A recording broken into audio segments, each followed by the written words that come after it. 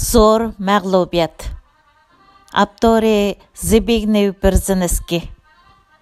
20. ئەسىردىكى كوممۇنىزىمنىڭ گۈللىنىشى ۋە ھالاكىتى.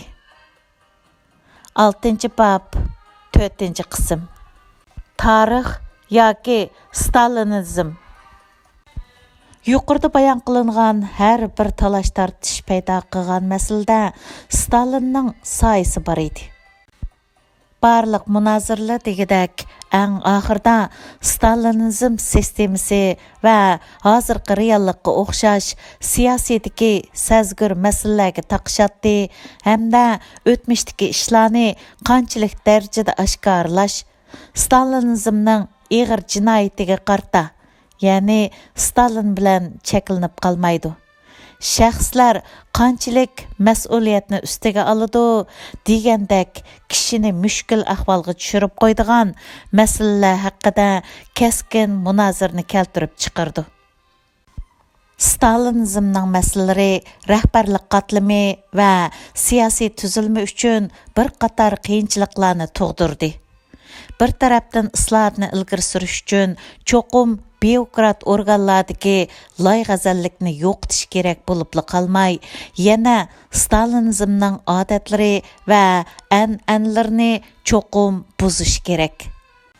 Islohot uzun mazgil davomida shakllangan ish bajarish usulidan voz kechishdan derak beradi. Bu usullarning nurg'unlarini Stalin Sovet jamiyatini dahshatlik o'zgartgan chorak asrda barpo qilgan. Yana bir tarafdan o'tmishni talto'kis inkor qilish, kishilarni ezilgan hissiyotlarni to'kishga, uzun mazgil ezilishga uchragan o'tmishni aslashga, hattoki partiyaning hukmronligining mavjudlik asosini parchalashni keltirib chiqardi. Bu ahvolda rahbarlar qatlamining ifodasi o'rinsiz murassallashish va yo'l qo'yishda hamda azoblarni eg'izdan chiqarishning tas bo'lishi ajablanarlik emas. Oktyabr inqilobining 70 yilligini tabriklash paytida Gorbachev Markaziy siyosiy byuroga vakolatan Stalinizmga bergan bahosida aniq va o'tkir so'zlar bilan Stalin va Stalinizmni tanqidladi. Ammo u faqat Stalinning odatdagi millionlagan qurbonliqlarini tilga oldi. Ziyoda konkret so'zlashdan o'zini chetga oldi. Partiyaning alayda vakillar qurultayida Gorbachev yanala o'zini tutib olib, faqat bu haqiqat hamda biz bugun cho'qim e'tirof qilishimiz kerak. Oktyabr inqilobi g'alaba qilgandan keyin qurilgan siyosiy tuzilma ma'lum bir bosqichda ig'ir burmilnish yuz berdi dedi. Boshqa yuqori darajalik amaldorlar bo'libmi Ligachev o'tmishga odillik bilan baho berishni, o'tmishning qorong'u taraflarini echish bilan birga atalmish natijalarni ommaning xotirasidan o'chirib atmaslikni talab qildi. Ammo o'tmishdagi shu davrni inkor qilishning darvozasi allaqachon ichilib bo'lib, etilib chiqayotgan g'azablarni, nurg'un aslamalarni, kishining tenini shurkantiradigan vahshiy qilmishlar haqidagi aslamalarni va intayin xatarlik bo'lgan to'lam talabini, hatto o'ch elish talablarini endi to'sib qolg'il bo'lmaydi. Sovet matbuotlari shaxslar va kollektivning azob oqibatlari va kishini azoblaydigan qismatlari aks ettirilgan maqolalar bilan to'lgan edi.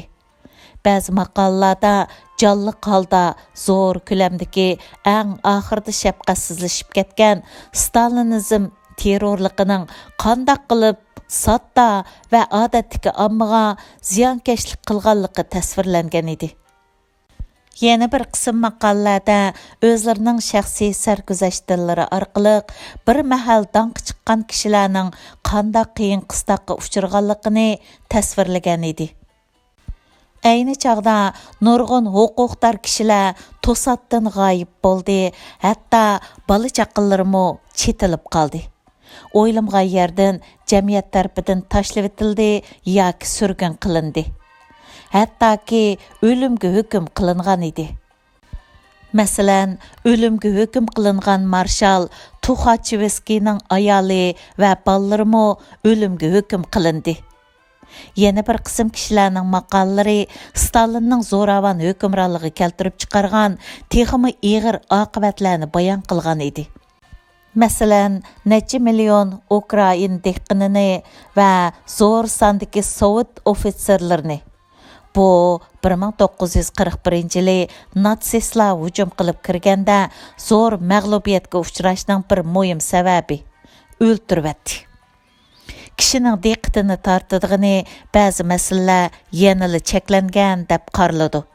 Sovet ittifoqining hukumat matbuotlari Stalinning Ruslardan boshqa millatlarga ziyonkashlik qilganligi haqidagi har qanday konkret munozirni qilishdan o'zini qochirdi. Ikkinchi dunyo urushi oyoqlashgandan keyin Ukrainlar va Litvaliklarning milliy talabini bostirganlik haqida hamda Baltiq dengizidagi har qaysi ittifoqdosh jumhuriyat xalqini zo'r ko'lamda surgun qilganligi, ya'ni bu jumhuriyatlarda 1940-yili va 1944-45-yillari yuz bergan ikki qitimliq ishg'ol qilib olish va Sovet ittifoqiga qo'shib o'tilish yuz bergandan keyin qatorliq masalalar haqida faqat odatdagilar muhokam qilib qo'ydi. 1940-yildagi zimiston qishda taxminan 1,500,000 polshalikni intayin raymsizlik bilan Sibiriyaga majburiy ko'chirish vaqasigami ham shundoq qildi. Bu polshaliklar aslida 1939-yili Gitler bilan Stalin imzolagan to'xtam bo'yicha Sovet ittifoqiga tava Polsha ziminida turadi. Sovet ittifoqining tashviqot vositalari Sovet ittifoqining 1940-yili atiyazda Katyin o'rmonligi va boshqa joylarda 1939-yili asirga tushgan 15,000 nafar Polsha ofitserini maxfiy o'ltirganligiga izchil sukut qildi. Buningdan ko'rib olishga bo'ladi-ki, cho'ng ruschilik imperializmi deb qaraldigan Stalinizm yanala belgilik darajada hurmatga sazovor bo'lgan. Lekin Stalinning davlat ichidagi jinoyatlarini oshkorlash cho'qim yangi 3 masalaga chetiladi hamda har bir masala bo'lgunchilik rolini o'ynashi mumkin. Birinchi masala oshkora o'tirib qo'yilgan talash tortish bargan sir keskinlashayotgan masala. Ikkinchi masala asosliqi partiyaning ichki qismida ishikni taqib olib talash tortish qilgan masala. Üçüncü məsələ əzəldən aşkar oturğu qoyulub baxmagan, amma tarixning haqiqiy qiyafətini əslik keltirməkçi bolsa, cəzmən bu məsələyə çetiladi. Birinci məsələ şəxsning jinoiy javobgarlik məsələsi. Stalin özü yalğız jinoiy javobgarlikqa mas'ul bo'lishi kerakmi? Zo'ravonlikning ko'lamining tarixda ko'rilib boqmaganligini nazarda tutganda, faqat u bir odamning mas'ul bo'lishi kishini ishondira olamdi. Agar u yolg'iz mas'ul bo'lsa, uning sheriklari va yaqinlari qanday mas'uliyatni ustiga olishi kerak? Jazmlashtirishga bo'ladiki, uning bevosita qo'l ostidagilari asosan o'lib tugidi. Әмма өлім жазасыны ijro qilg'uchi, cho'moqchi, so'roqchi, lagerдagi muhofizatchi, hatto qo'mondonlik shtabidagi komandir qatorliqlar cho'qim yanil hayot. 30-yillarning oxiridagi cho'ng tozlashda jinoyatchilarni qiynagan Ichki ishlar xalq komitetining yosh mayorlari ayni chog'da faqat 25 yosh bo'lib, hozir 75 yoshga kirdi. Katyin o'rmonligida o'z qo'li bilan Polsha ofitserlarini o'ltirgan ofitser askarlar 69-70 yoshlarga kirib qoldi yoki oshdi. Yahudilarga qarshi cho'ng tozlashda tutilganlarni qiynagan ichki ishlar ministrligining xodimlari hamda 40-yillarning oxiridagi texmi cho'ng tozlash to'g'rida xizmat qilgan xodimlar hozir 60 yoshdan eshib qoldi. Eng oxiri shaxsiy jinoiy javobgarlik chetilmasa, Stalinning jinoiy qilmishini echib tashlash mumkin emas. 1987-yilga kelganda bu masala oxiri o'tirg'i qo'yildi. Nurg'un Sovet ittifoqiliklar maqola e'lon qilib, Stalinning qo'lchimoqchilari masalasini aniq o'tirg'i qo'yishdi.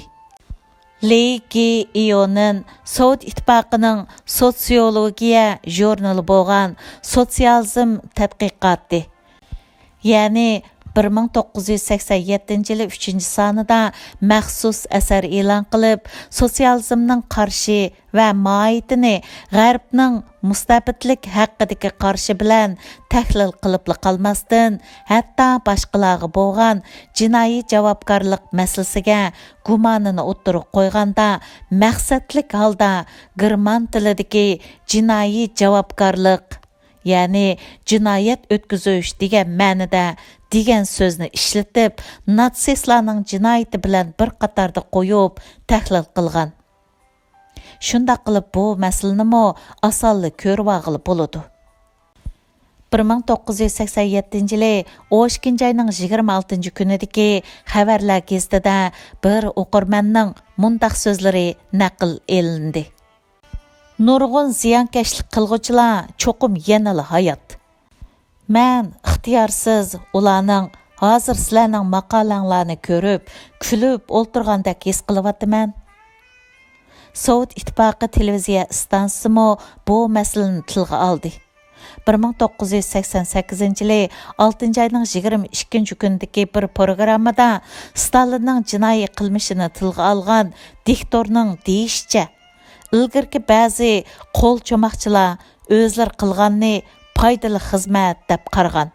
Diktor yana to'liqlab, mushunda qilib logikaga uyg'un bir masala o'tirg'i qo'yildi.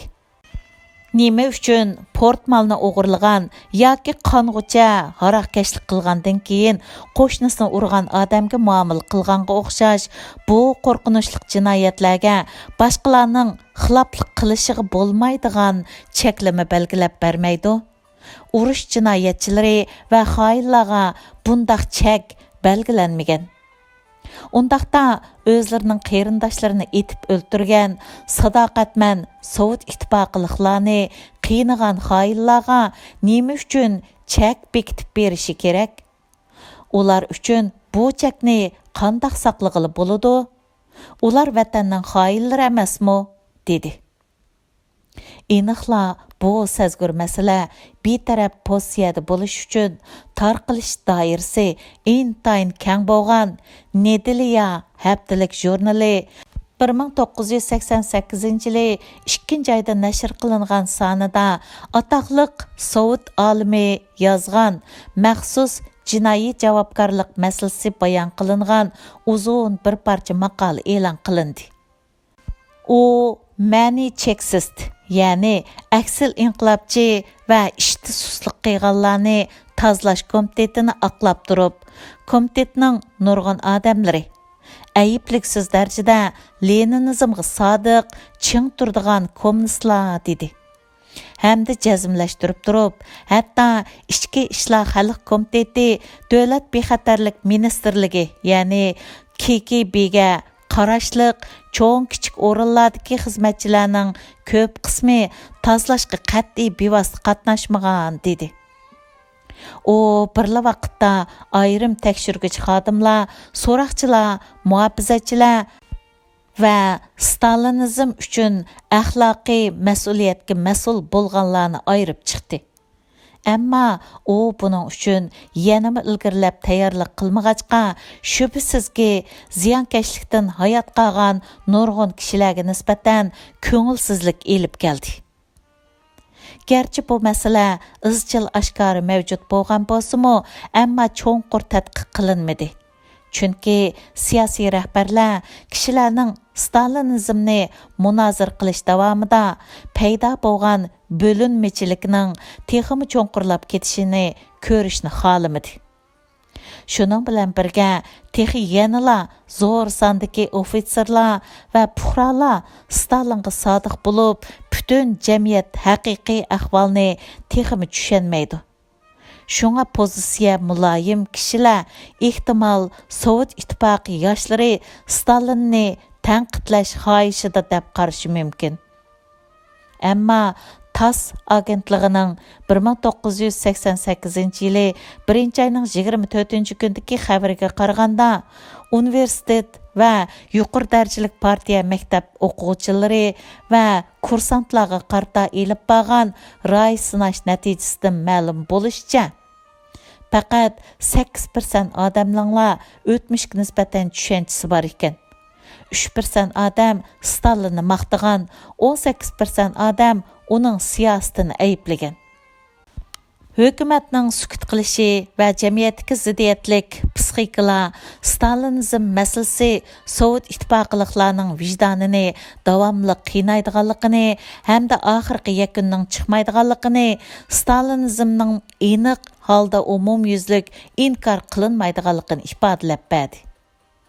Bu nuqta islohot musofasini murakkablashtirib qolmasdan yana kommunizmning o'zimi Stalinizm paydo qilgan axloq bulg'inishidan butunlay pokizlanishi tas. Siyosiy va ideyaviy jihatdan intayin sezgir bo'lgan ikkinchi masala bo'lsa, Stalinning ziyonkashligiga uchirgan bir qism eng munavvar bolsheviklarni oqlab nomini asliga keltirish qanday ta'sir paydo qilishi mumkin? 1936-yildan 1938-yilgacha bo'lgan cho'ng tozlashda Lenin davridan qolgan barliq rahbarlarning hammasi o'limga hukm qilindi. Bu kishilarning ko'p qismiga Stalin ishonch qilmadi. Bir qismlarining ideviy nazariyada Stalin bilan ixtilofi bor edi. Bu rahbarlar nohaq, hatto qonunsiz o'ldirildi. Bu nuqta munozir talab qilmaydi. Shunda qilib ular uchun qonunli holda nom shuhratini asliga keltirish va tarixning asli qiyofatini asliga keltirish xizmati boshlandi. Bunda qo'rqinchli usulda o'lganlarning nomini aqlash Sovet ittifoqliklarining buyuk ijodiyati deyishga bo'ladi. Hatto ularning qarashlarini aqlash partiyaning rahbarlarini tanglikda qo'ydi. Chunki bu partiyaning xatar ichida qolgan ideviy birligini buzib etadi. Mushuni nazarda tutib, Kreml sarayi qonun bo'yicha ularning nomini asliga keltirish va ularning ideviy qarshini asliga keltirish orasiga bir chegara siziq sizib berdi. Oqibat bu xil usul bir tarafdan Stalinni butunlay inkor qilish tirishchanligini mag'lubiyatga uchratdi. Yana bir tarafdan ziyonkashlikka uchirg'uvchilarning urug' tuqqanlarining oshkora noroziligini keltirib chiqardi. Stalinizmlik masala bilan munosabatlik 3-masala azaldan o'ttirg'i qo'yilmadi. Ammo ta'siri intayin cho'nqur bo'lib, yana Leninizm bilan Stalinizm orasidagi munosabat masalasi edi. Soljen Tesining Gulag taqim orollari degan kitobining xulosasi Stalinning terrorlik usulining manbasi Leninizm bo'lib, hamda konkret qilib Leninning majburiy ijtimoiy o'zgartish usuli ekanligini ko'rsatib o'tdi.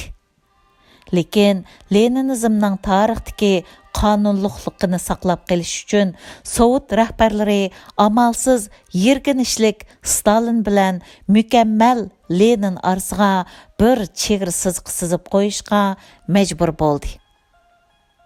Partiyaning alayda vakillar qurultiyi echilishdan burun Sovet ittifoqi gazetlari intayin ehtiyotchanlik bilan Leninning Stalinizmning jinoyatiga mas'ul bo'lishi kerakligini o'ttirg'i qo'ygan edi.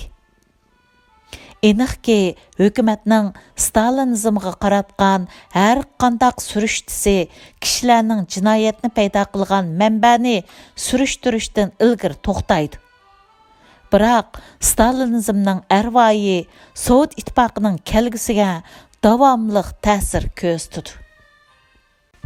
Davomi bor.